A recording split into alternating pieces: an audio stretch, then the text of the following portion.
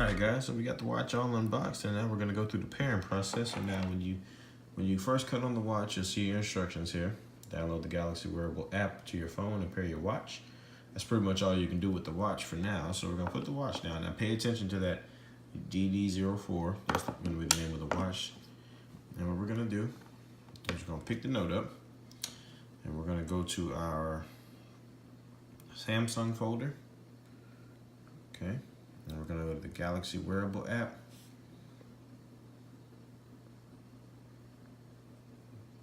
Okay. And we're going to start the journey, as they say. Now it's going to ask you for a couple of permissions. It needs to use your location for GPS. If you want to store photos and songs and anything to the device, make and manage your phone calls since it is a Bluetooth accessory, and access your contacts. So these are the Gear devices that Samsung currently offers right now. So we're going to tap on Galaxy Watch. We're going to say turn on Bluetooth. Now you see how it says that DD04.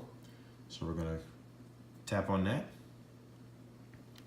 And now here's the part where you want to make sure that that number that's right there, if you guys can make that out, that's 979036. Gotta make sure that that's what is showing on the Galaxy Watch. So we're going to hit the check mark there. We're going to hit OK down there.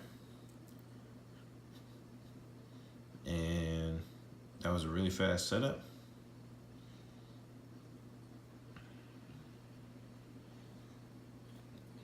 Very straightforward. Now I will say that the one thing I dislike about Samsung setup is that you do get a little bit of a faster setup when it comes to Apple, just because of the A1 chip that Apple includes. So that is one thing that I will say that I dislike, but we'll go ahead on and allow a few more things as far as our calendar and SMS. And I'm gonna pause the video while this wraps up, and when it finishes, I'll come back and I'll show you guys a little bit of the watch. All right guys, so we got the watch all set up, and this is what the Galaxy Watch app is gonna look like on your phone once you have it set up.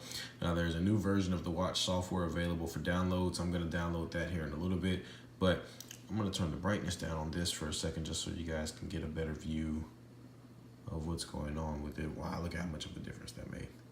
All right, so one thing to point out is you'll see your watch statistics on the app. So let's go ahead and hit later for that. Samsung trolling me right now.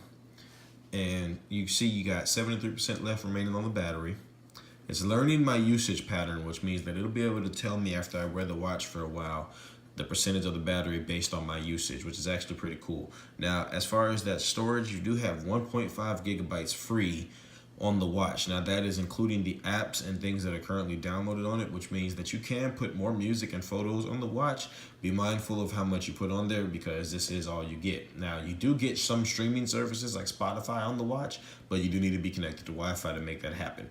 Also, you have RAM, which is the memory that helps process the watch, because essentially this watch is going to be just like a mini phone on your wrist, a mini computer, just like the Apple Watch. So we have 397.7 out of 768. Now, pro tip, the LTE model, which is basically gives you the ability to have remote access to the watch so you don't have to be anywhere near your phone, that is going to run you 1.5 gigs of RAM.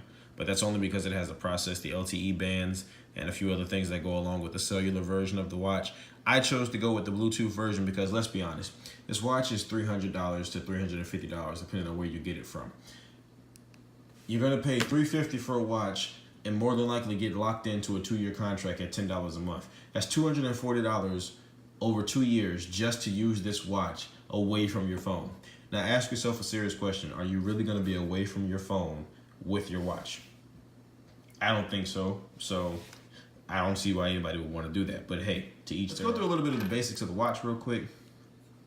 Make it real quick. Now I'm gonna go through the tutorial with you guys. Well, I can't talk tonight, and we're gonna go ahead and get this focused in.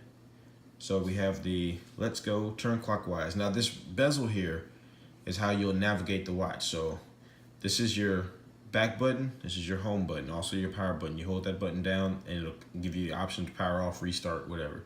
So we're gonna hit that button one time and we're gonna turn it clockwise like it asks. So we have the weather widget, turn back to show the watch face. Okay, we have notifications over here. And we have the back key. And we have the home key. You swipe down for all of your settings, just like on the phone. So you swipe down for your notification tray. Cover the watch with your palm to turn the screen off. So let's test that out. And that's it. So we'll hit the check mark and we'll hit that button there. Now the watch does vibrate when I do that, so there is a slight vibrate letting me know that my palm is covering the watch to cut it off. So let's go through some of the watch faces real quick. This is the standard watch face that it comes with, and see how it moves. See how the background moves as you adjust the watch. See, this is the type of craftsmanship and quality you're gonna get from Samsung.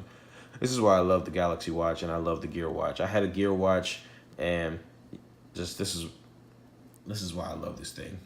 Why I will probably be wearing this more than the Apple Watch, just to be completely honest with you. But I'm also an Android person more than I am an iPhone person, but that's another story for another day and possibly another video for another day. So let's go ahead and get, when you hold down on the screen, you get the customize option for the watch face. You have a few other watch faces here. Once again, you can use that rotating bezel. You got rings, biting off of Apple. I mean, it is what it is. We got My Day. Let's see. Uh-oh. Bixby. All right, Bixby. Don't show out on me now. And Bixby need access to everything. All right, y'all, give me just a second. I had to get the Bixby thing set up. All right. Bixby trolling a little bit, but let's go back to the watch faces. Now, where were we at? We were at the My Day, Sport Classy, Fitness Center, Frontier. Now, this is from the Gear S3 Frontier watch from last year, so this is the watch face that came standard with it. You have your peaks, dashboard, the My Photo. Now, this is where you can use a photo of your loved ones or your car, whatever you want to use. Then you got the large face for those of us that, you know, need glasses to see the watch. And that's pretty much it. Now, what we'll do is we'll go back to the standard one. We'll hold it down again. And we'll go to Customize. So now that we're at Customize, we'll turn the bezel to show the different styles. So we can change the color of the handles of the watch. Now, me personally, I'm partial to blue, so let's see if we can't find a blue color on here. There we go. So we'll hit blue there. Now, looks like I missed something. So we'll go Customize one more time. And we'll, so there's a ticking sound. So I can turn the tick off or I can turn the tick on. Personally, I'm going to turn the tick off just because I don't really see the point in a fake watch or a fake watch screen ticking. Now you'll see you have the weather there. It's 70 degrees currently here in Jacksonville. It's light rain outside. Got the battery meter right there as well. Focusing on that for you guys. Got your battery meter right there. And at the bottom is your step counter. So that's going to tell you how many steps you've taken in a day once you wear the watch. So let's go briefly through some of the apps we have here. Now, these are the recent apps on the watch. So you have your settings, you have the Galaxy Store, you have S Health, email, contacts, phone, messenger, rotate it around all the way. Yeah, there's Samsung Flow, Find My Phone, Reminder, Music, Gallery, Weather, Alarm, World Clock. And lastly, Calendar, Bixby, Altimeter.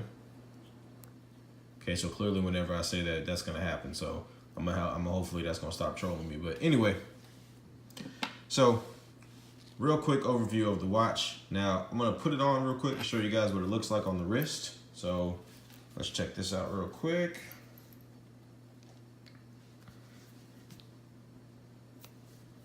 Now, it vibrated when I put it on, so it's detecting my wrist. And, whoo, this is what it's going to look like on the wrist. Now, it wanted me to turn it to the side to show me the notification dot. Now, that is nice. That's nice. I'm already feeling this. That's nice. This looks like a real professional watch. This looks really dope. We'll pause the video for a second. I'm gonna go grab a couple other watches just to give you guys an example of what it looks like side by side. So real quick, I got a couple of watches from my collection. show you guys a little bit of comparison. So I got a Fossil watch here. This is one of my favorite watches. And you can see how thick this is. You can see the size of it. I'd estimate this is probably 42 to 46 millimeters, maybe 44. This is a 46 millimeter, so you can see they're pretty much very similar in size, very similar in the width and the depth of the watch. Now, these are the sensors on the back for your heart rate and all your other monitors that the watch is going to take over.